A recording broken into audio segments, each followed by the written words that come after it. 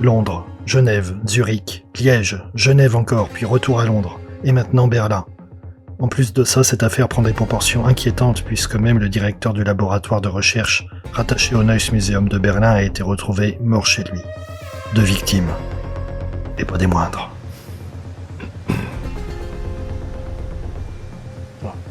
Les voilà.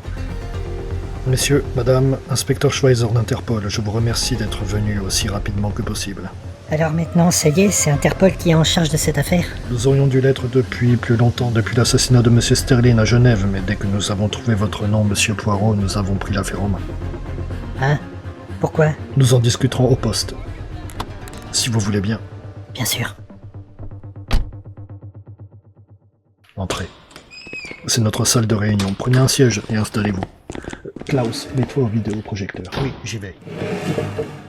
Pouvez-vous me dire dans quelles circonstances vous avez rencontré M. Muller? Attendez, ne bougez pas. Connaissez-vous ce livre? Le bus de Nefertiti? Non. Eh bien, c'est le point de départ de toute cette affaire. Si vous pouvez être plus précis. Très bien, inspecteur, je vais tout vous raconter.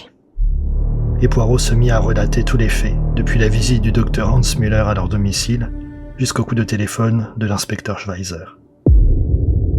Voilà, vous en savez autant que nous. Une arme de gros calibre, un 50, vous dites.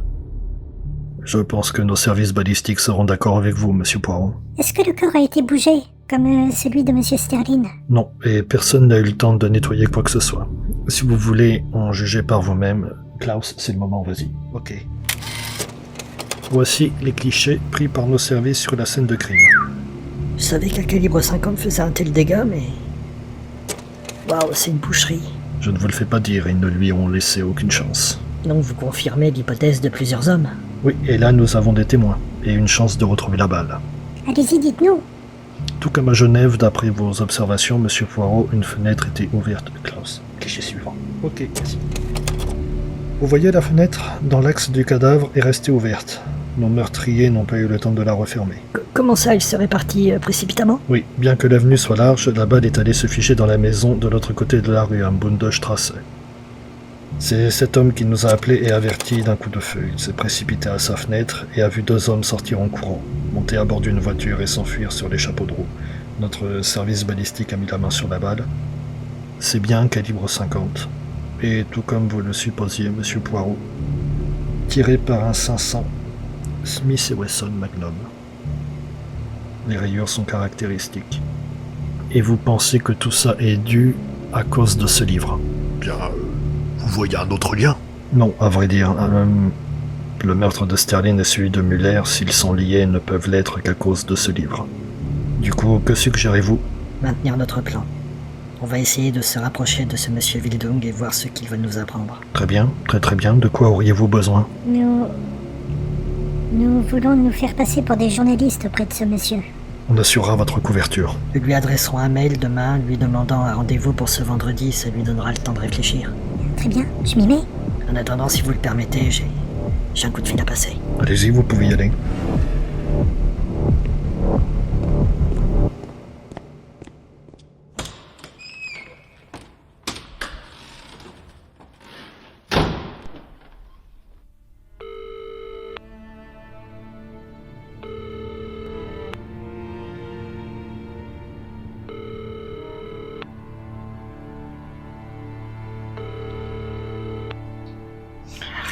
Réponds.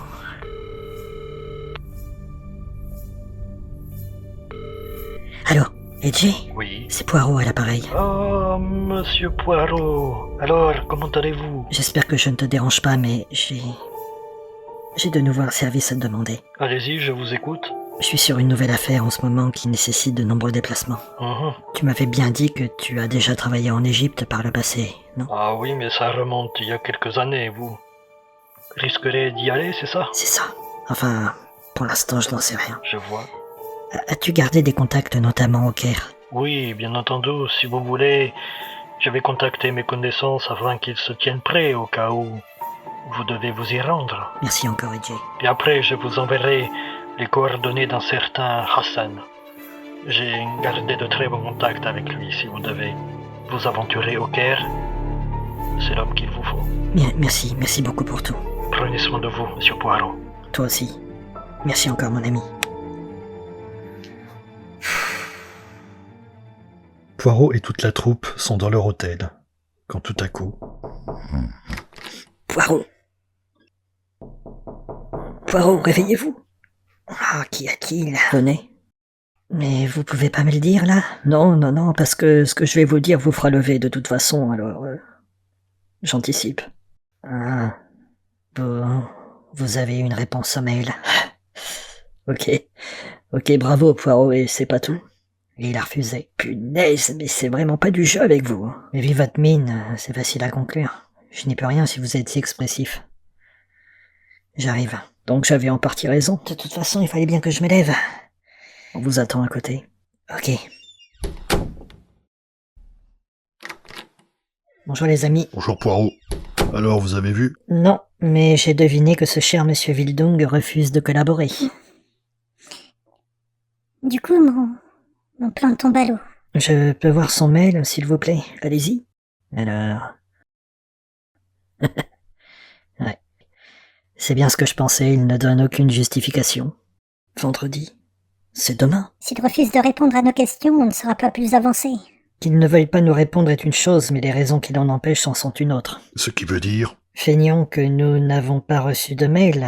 Nous allons l'appeler de ce pas pour lui rappeler notre rendez-vous de demain. Et vous croyez que nous en saurons plus?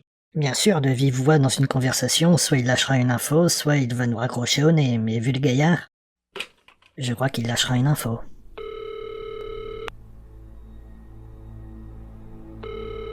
Wildung? Allô? Monsieur Dietrich Wildung? Ja?